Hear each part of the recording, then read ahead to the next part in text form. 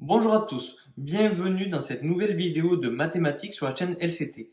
Aujourd'hui, je vais vous parler de la fonction exponentielle, pas le cours que j'ai déjà abordé dans une précédente vidéo, mais la méthodologie pour déterminer et étudier les fonctions exponentielles.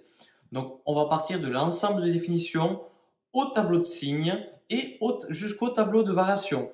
Donc voilà, le but c'est étudier cette fonction exponentielle avec un exemple un peu plus simple, niveau première, et un exemple un peu plus compliqué, niveau fin de première, début de terminale.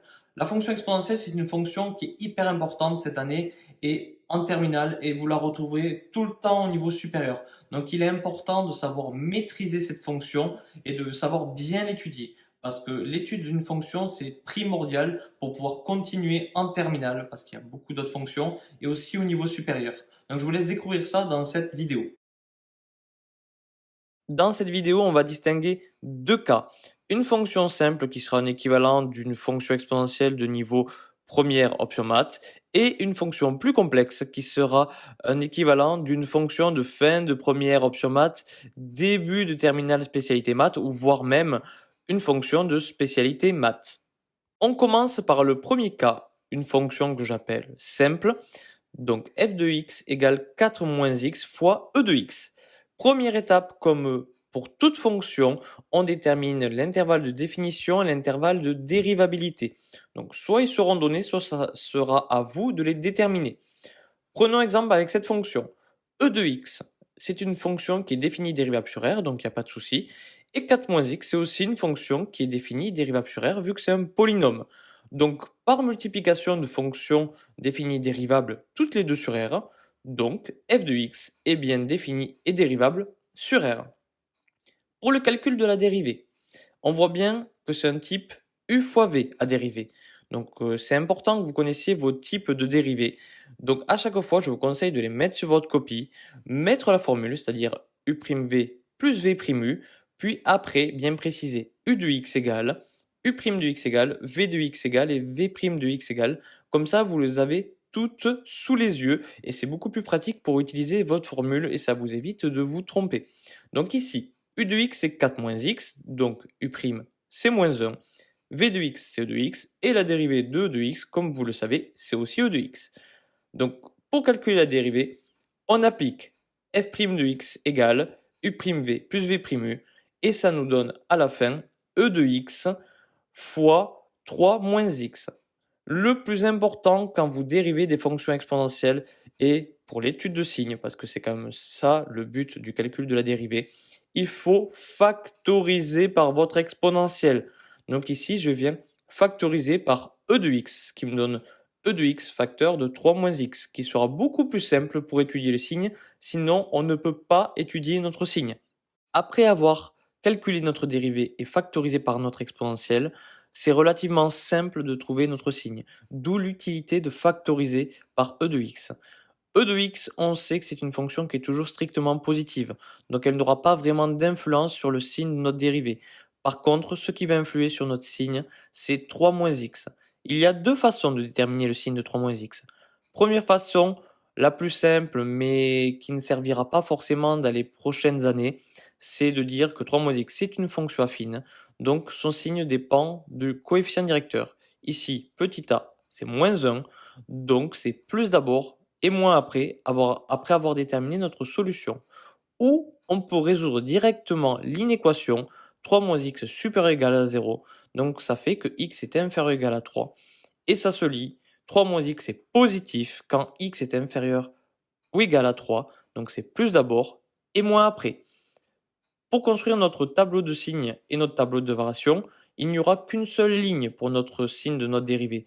Pourquoi? Parce que le signe de la dérivée ne dépend seulement que de 3 moins x. Donc on va seulement mettre que le signe de 3 moins x.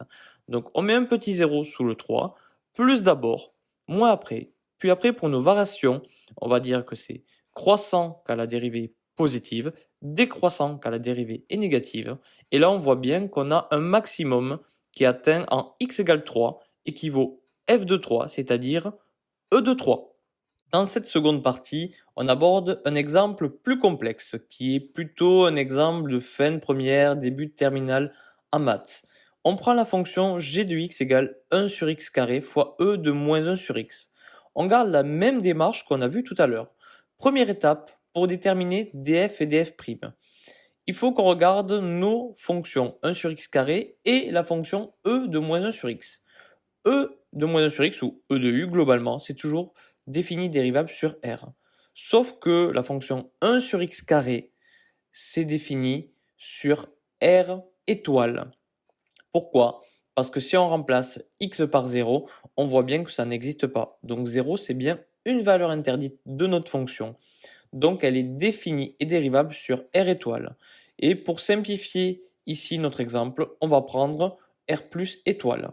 C'est la même chose, sauf que voilà, ça nous arrange pour l'exemple et la suite de cet exemple. On fait le calcul de dérivée, comme on fait d'habitude. On remarque que là, c'est un type u fois v, comme tout à l'heure. Hein. Donc u, c'est 1 sur x carré. V, c'est e de moins 1 sur x. Donc u', attention, là, il faut qu'on applique un autre type dans notre dérivée, vu que c'est du type 1 sur u, ce qui va nous donner moins 2 sur x cube. Et v', ça va nous donner du type e de u. Donc ça va être 1 sur x carré, e de moins 1 sur x. Attention, ce calcul de dérivée est un peu plus pointu que les autres calculs. Il y a des types qui sont imbriqués dans d'autres types. C'est faisable, mais il faut faire attention à être très rigoureux. Je vous ai mis le calcul de la dérivée ensuite, et on n'oublie pas que, comme d'habitude, on factorise par l'exponentielle. Ici, on va factoriser par le facteur commun qui est e de moins 1 sur x. Et on n'oublie pas, si on ne factorise pas, il sera très compliqué de déterminer le signe plus tard. Après avoir calculé notre dérivée, on continue par la traditionnelle étude de signes. L'exponentielle de moins 1 sur x, c'est forcément strictement positif. X puissance 4, c'est aussi strictement positif. Donc tout le signe de notre dérivée dépend seulement du signe de moins 2x plus 1. Donc comme on a précisé juste avant, on résout une équation moins 2x plus 1 supérieur ou égal à 0. Ça nous donne x inférieur ou égal à 1,5. Donc on a notre solution.